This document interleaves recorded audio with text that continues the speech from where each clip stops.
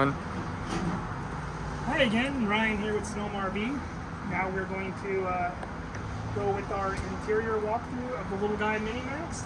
You have two locks here. One is for the handle, one is for the deadbolt. Your purple key will work for both the deadbolt, the handle, as well as the storage. To the inside, the first thing we'll talk about are the windows. All the windows are on shocks. Open it up nice and easy. You can just turn that there, tighten it, and it keeps the window open. Be cautious when using this one, because if you open the door, you're going to scratch your vinyl over here. So I would not really recommend opening this window that much unless the door is closed.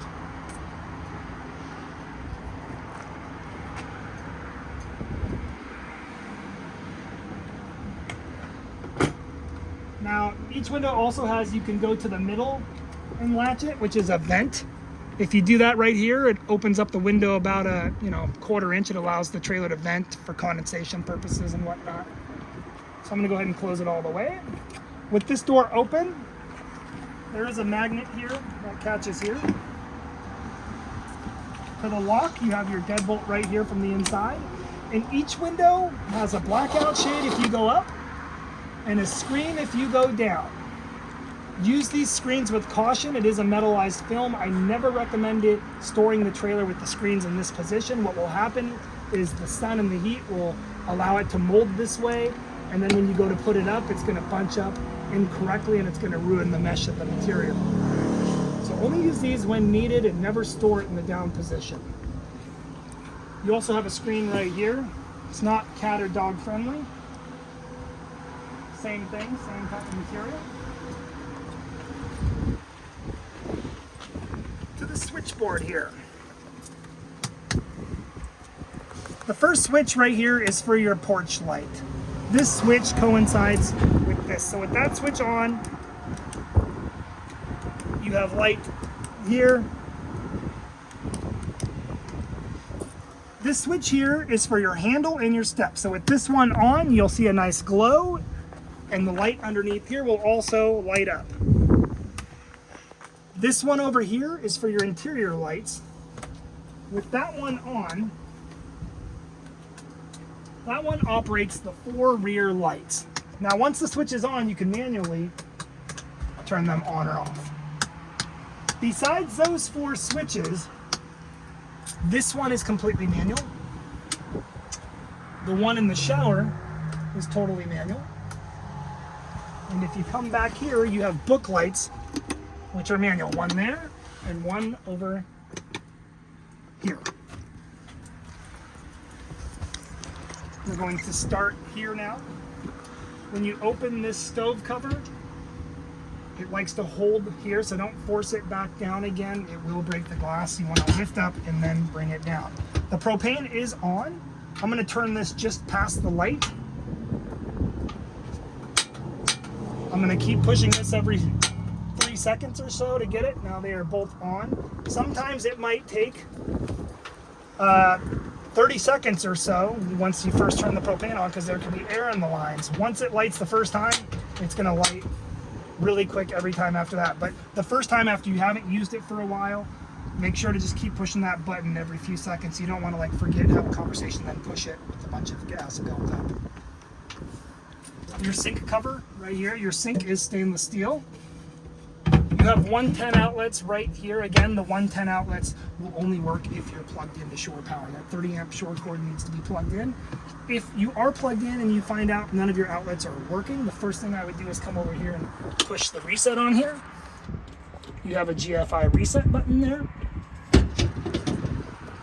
All of the cabinetry in your little guy is solid maple wood. It's dovetail style construction.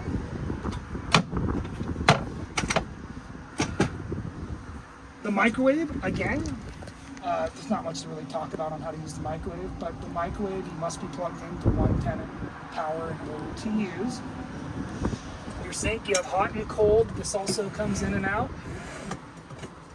Again, the window is the same here, and like we said, always be cautious with these screens. I never like to leave them in the down position. As you can see, this one's already, been down too long once in the past, and now it's bunching up as you go back up. We don't really see the issues with this. This type of material kind of holds solid. It's just the upper blinds are very fragile. These right here are cubbies. I mean, they're also an option to where you can add 5x7 speakers. If you ever wanted speakers on the inside of here, your stereo can do up to 3 zones. You have 2 speakers in the rear, 2 speakers outside, and the option to have 2 more speakers here. Back to the control board. If I push this, it'll light up. It says Extreme Outdoors. Push it again. It's going to tell me my fresh water is about 2/3 full, and my gray water, which is the shower and the sink, are empty. If I push it again, it's going to tell me the battery is 13.4 volts. It's just 2 tabs. If I let go for a minute, after a minute it'll go black and it'll reset itself. We talked about these 3 switches. This switch here is your water pump. This switch is only used if you have water in the freshwater tank. You want to make sure your freshwater tank has water, and you are off-grid camping to where you need access to that water. If you are at a KOA somewhere where you have all the utilities hooked up and you have water going into the city outlet through a water pressure regulator, you already have water pressurized to the trailer. You do not want the water pump button on as well. You're either running off fresh water off-grid with the water pump, or you're at a campground with all the utilities and you're not using fresh water, nor are you using the water pump. Over here you have your water heater. You can run your water heater off gas or electric. It takes about 20 minutes to heat up. If you're off grid, you want to run it off gas. If you're at a campground, you're paying for those utilities, run it off electric. Electric meaning it's got to be plugged into 110 power, not the battery. The battery will not power the electric side. The battery will run it off electric. So if I turn this button on here, you must have the gas on, you must have the propane on. Within 10 seconds, you will hear it turn on. You do want to make sure there is water in your system before you ever turn the water heater on. You don't fill up the water heater separately. It automatically fills up if there's water in the freshwater tank through the water pump, or if there's water pressurized on city water. What you do want to do is just run your water first. Run the cold and then run the hot for about 5 seconds each. Make sure you have a steady stream. If it's spitting and sputtering, let it run, which it'll do on the hot for, sometimes several seconds, especially if the water heater is empty. Make sure you have a steady stream so that you know your water heater is full before you turn that button on.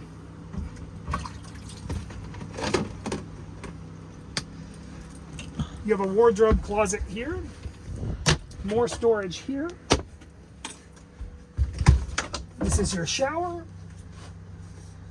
To the right of the toilet, you have a sensor, which is the sensor for your black tank. I don't know if you can see it there. On the ground is a sensor for the black tank. One side will light up when it's about 75% full. The other side, once it hits a full, will light up at 100%. The sensors on these trailers, or any trailers, are never really 100% accurate. Sometimes toilet paper kind of clogs up the sensor readings and stuff. But the tank is a straight down shot, so when you open the toilet, you can see just by looking how full it is. So that's another way to gauge it. When you do use, like we mentioned outside, when you do use your toilet for the first time, after you've drained your black water, you're going to want to put a bio pouch in the toilet. You're going to want to flush about a gallon or 2 down. And then once you drain the black tank after you're done camping, every time after you're done camping, put another bio pouch in there. What that does is it helps break down all the bacteria and whatnot and from the waste. The store here is an magnet. All right. Right here we have your refrigerator. The freezer is up here. Down here, some people think this is freezer. This is the crisper. Inside here, you'll see all the fins. You want to make sure your temperature gauge is mounted on the fins and not drop down somewhere. If it's not attached to the fins here somewhere, you will get an inaccurate reading. The refrigerator is a 3-way fridge, which means it runs off battery, gas, or electric. To turn it on, we're going to push and hold this button. That's going to activate the fridge. The flame right there means it's going to go into gas mode. This means auto. It'll try for plug-in power first. This one's saying plug-in, and it's blinking. It's giving me a fault because the trailer's not plugged in. If I push it again, now it's battery.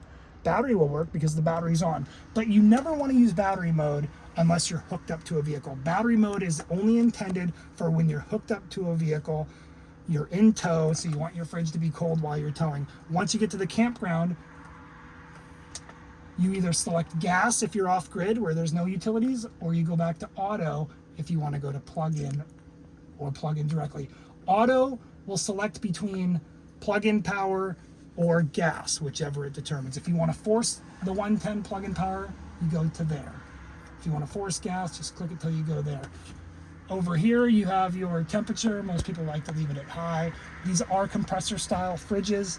They take about 2-3 hours and they're at operating temperature. You should be about 40 degrees in the fridge and 0 degrees in the freezer. To turn it off, go like this. Down below here, and as you can see, this is already made into a bed because this is a customer's unit that's here for servicing. Down below here to the right, there is a switch that's on and off. I believe my father mentioned it to you, and that's a battery cutoff switch. So if that's in the off position, it'll make it so that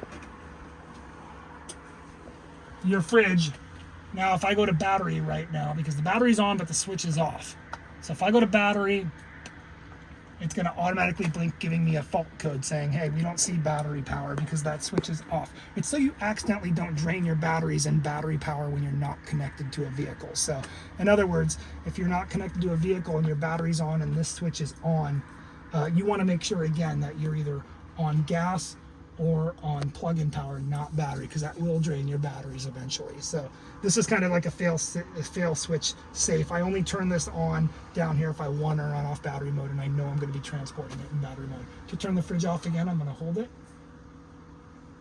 Now most people never operate the fridge if it's parked in a driveway at the angle. You always want your fridge to be level. If you're trying to run your fridge on a slope, it could damage the fridge. So if you're trying to pre-cool it the night before, that's fine. Just make sure it's on level ground. You can run it off gas overnight and then load it in the morning. Or if you're plugged in at home, run it off 110, load it up in the morning when it's nice and cold, hook it up to the truck, switch it over to battery when you get to the campground, then go back to gas or plug-in power depending on the style of camping you're doing. The radio is pretty self-explanatory. If you have any questions, let me know. You can. It is also a CD player, so you can play CDs. Same with your TV. There's the on-off button here. If you have any questions regarding radio or TV, just give me a call. But it's pretty self-explanatory, and the instructions to that are pretty clear that are in all your books and manuals. Now, this radio plays AM, FM. You can also Bluetooth sync the phone. If you have any issues syncing it via Bluetooth, give me a call. I know once you pair it, you have to push this center button. A lot of people forget that to sync the phone. The shades, again, you know how these work. It's up or down. Again, you have shocks on all your windows. Over here, you have 2 USB outlets and a cigarette lighter. So these all work off battery. You can charge your phones or put a 12-volt cigarette lighter in there. That'll work off your battery. You have your smoke detector up here. You have a propane CO2 monitor underneath the bed that will go off if you have a gas leak. Underneath this bed, you also have a converter box. If you open it up, you'll see all your breakers and your fuses. Up here, you have a solar controller monitor, which will tell you, like, it's currently reading full. If I push through, I can kind of go through the tabs and see how many amps I'm getting, what my total battery voltage is. It's programmed by the battery type. It should say flooded or wet, which is the type of battery you have. So don't ever change the battery type unless you install a new battery. Shouldn't really need to touch this except for hitting the top button to scan through and see what it's actively doing at any given time. Again, you have more 110 outlets. This is your temperature gauge mode. So you could select AC for the roof. If you click mode again, it'll be fan, where the AC will only work as a fan. If you click it again, it'll go to the furnace, which is down below. You have your temperature up or down, and if you're on AC or fan, you can select how the speed of it works. So again, for the AC or the fan to work in that unit, you have to be plugged into power. For the furnace to work, battery works, but you just have to have your battery and your gas on. Lastly, you have the ceiling fan, 3 speeds, and it runs off 12-volt power. So if the battery's on, this works. This concludes us for the interior. If you have any questions, give me a call. I'm more than happy to help.